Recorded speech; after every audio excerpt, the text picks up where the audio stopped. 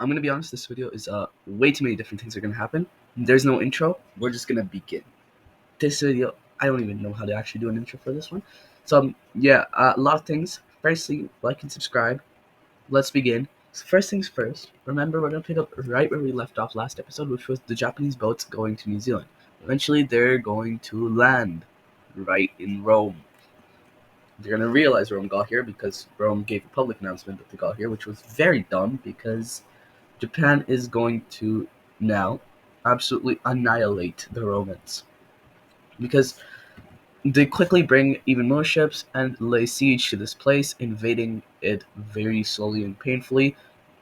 Civilization restarts D-Day, basically, for the Romans right now because there's absolutely no way they're winning this.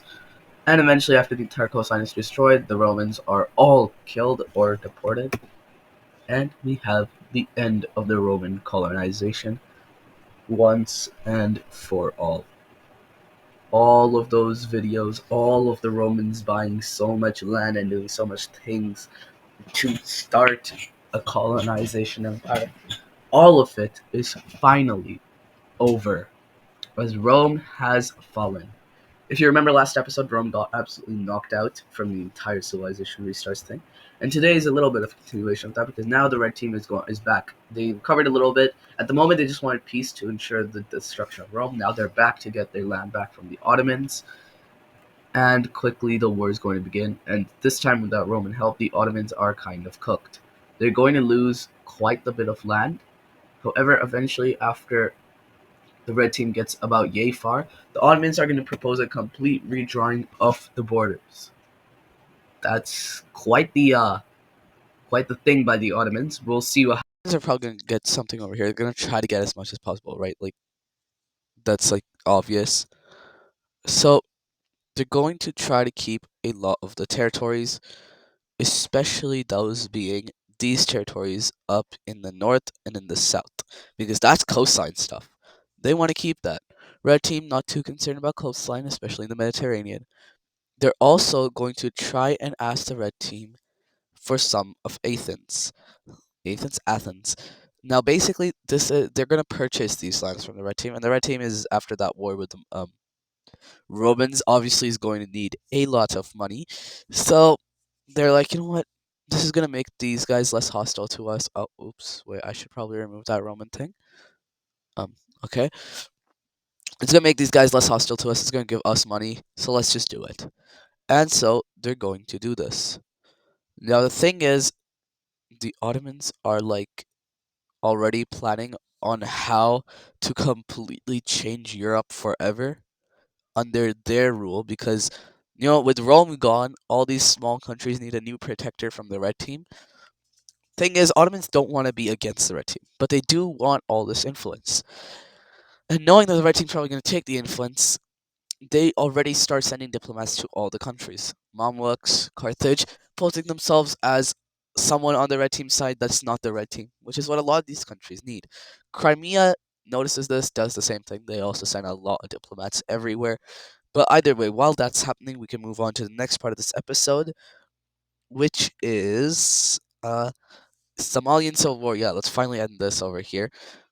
So the Somalians, if you remember, have now just kicked out the blue team and the red team, not the blue team. Except these guys are kind of getting sick of the main Somalian government, and this is a different rebel group that works under those guys. And they're finally done. They want because these guys are getting so close to the blue team again. They want a completely independent Somalian team, and so they're going to rebel and start a civil war. Now, quickly in the first weeks of the Civil War, there's going to be no progress made by these guys, and in the second week, um, yeah, they're getting pushed back already by the Somalians. And Somalia is like very mad at this because it's wasting so much of their money, and the current Somalian king is trying to like solve all their problems with money, because under the blue team, when they lost all of like this land to the blue team, because they used to have stuff like all the way up till here. I'm pretty sure, actually, even further down, like probably till like here. Anyway, though, as he's trying to solve these things, he's like basically thinking like, okay, we need a lot of money. We need to become one of the richest countries in Africa. And he's basically basing his entire plans off of Singapore and like Crimea, just like small countries who have not that strong for military, however, one of the best economies and GDP per capita, with those small rich countries storyline. That's what he's trying to do. And so down here, he's going to be very mad because this is ruining a lot of his money making projects. And eventually, he's going to end up destroying the rebels and sending them so far back, where, with the help of the blue team, this part is also wiped out. With this, he's going to set up a containment zone in many of the cities as he tries to track down and oof all the leaders of the rebels. And a good portion of them are killed, except for the main dude who actually seeks refuge in a random unnamed country in Africa. Now, there are two options. Some people are suspecting it's deep within the forests of Abyssinia, while others suspect that it's actually in uh hmm, what's another? Because they're all blue team allies. What is another? Some suspect it's in the Mamluk, specifically this part, because that guy openly hates the Mamluks. Um, Anyways, so yeah, while that is happening, actually the Mamluks confirm that he's there, which leads to another civil war, as many of the Mamluks own people over here who hated the blue team, due to the blue team literally annexing the bottom half and puppeting it. We're gonna provide him with safe exit since they're gonna discombobulate the Mamluk military by starting a small little rebel type thing in hopes that he gets out safe, which he eventually does, and the Mamluks do eventually crush the rebels with minimal damage. However, he's out, eventually landing back over here where he gives a public speech, basically saying we need to end Somalia once and for all and restart it as a global military superpower, get back all of this land. And a lot because this guy's economy thing is like giving a lot of money to the rich but not a lot to the poor. It's eventually these guys eventually agree, and the capital area or the old capital area of the red team, it falls under the control of rebels. And with this, we begin the second Somalian civil war, full scale. So, a lot of the poor regions rebel, and a lot of nationalists also rebel, and as they want a strong Somalian military. But this guy's policy is like disbanding the military and instead focusing on economy, using the red team and blue team to help with protection. Now, these guys quickly are actually going to gain a lot of support this time because while he was gone, these guys signed a lot of deals with the blue team. And eventually, the capital is going to be under siege. So, all of the surrounding land absolutely gone, and now it's literally just next to the capital. Well, over here, these guys are going to capture this coastline. And actually, also, right here, they're going to start invading into the blue team. Already fulfilling his promises, that guy, he's already going to begin filling his promises of trying to get as much land out of the blue team as possible. However, this is finally going to give the blue team a reason to invade. These guys authorize the invasion, and with that, the blue team quickly moves in to destroy rebel outposts everywhere. Now, quickly, it's going to be brutal, as the blue team's war is going to be destroying all the infrastructure. And as the war continues quickly, these guys are going to actually end up storming the capital, and oofing that king who authorized this invasion. However, the prince is going to. No, actually, no. The king is going to leave and hide into the blue team, which is going to make the people ever so more mad. Meanwhile, in the south, the invasion is going to continue by the blue team, and they're eventually going to get all the way up here. However, these guys just don't seem to be backing down, even though they're losing so much land. Quickly, rebel areas are completely destroyed as they have no infrastructure left. However, over here is where the blue team realizes all we're doing is creating more anger. And so they pull out and decide to basically say, alright, let's have some negotiations. Yeah, this brother was not ready to do that. Firstly, he's gonna gain complete control of that capital. Secondly, he's going to completely destroy this little like thing that's like supposed to give blue team free access. That's gone. So all Somalia united under one banner once more. And now the blue team is going to move back in, and they're not actually going to leave these territories. They're going to set up a little bit of a demilitarized zone that's going to look like this. And quickly, he's going to storm it, completely destroying it. And the blue team is going to go in once more. in order to one last time try to destroy Somalia and end. And this time they're gonna be try to be as successful as possible. I know I've been dragging the Somalian storyline for so long now. Um, they're gonna invade and they're gonna do pretty well, pretty well, and they're going to go up like this and like that and like this, and they're gonna capture a lot of the rebel towns. They're gonna capture a lot of the rebel towns. However, eventually they're gonna actually realize that this is costing way too much money, and with the red team economy reaching an all-time low, they finally pull out of Somalia, signing a peace treaty giving Somalia its independence once more. Somalia stands free as the only free African nation that's actually African. I am not counting Carthage or the Mamluks at the moment. All right, so now I think we can now move on to the last thing, which is going to be finally solving the Abuja Republic dispute. Well, we'll see if it gets completely solved or if it's just a border change, but let's see. That's going to be red team versus blue team in Abuja once more. So quickly, this is actually going to. I'm going to color this red team for now, just so like I can showcase it. Actually, no, that looks disgusting. We're going to just because it's technically occupied, so I guess I'm instead going to like yeah. Anyways, so the red team quickly breaks through the border. They're finally wanting to end this, especially after their loss in Somalia last episode. So they quickly push out.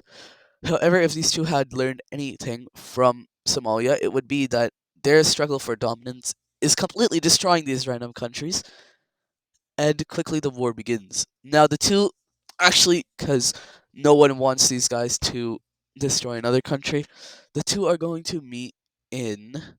Has to be on the African continent, but not biased. Okay, that's literally impossible. Everyone on the African continent is on one side. Let's say they meet, the people who really don't want the African continent destroyed anymore, and who are against all the blue team, red team colonization stuff.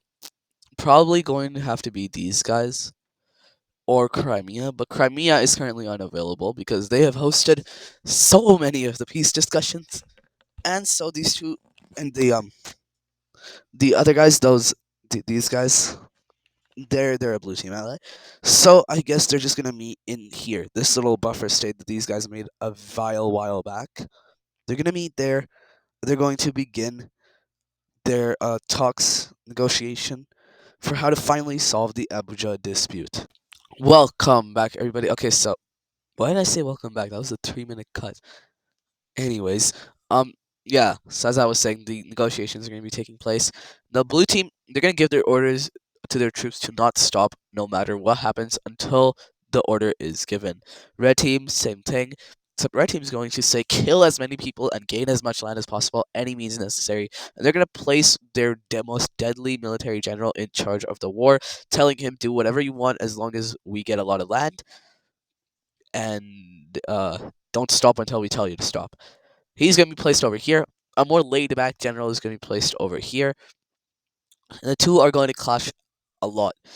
Meanwhile, the blue team is just going to be punching Taru over here. They're going to be getting pretty far. They're a pretty balanced one of their generals has been placed here, and he's the only general in command here, and he is going to be told basically to just get to the coastline and hold out until more blue team troops arrive, who are being brought over from Abyssinia, and these guys are giving some navals, and these guys are going to supposed to give naval support once these guys get over to the coastline. However, these guys are currently clashing over here.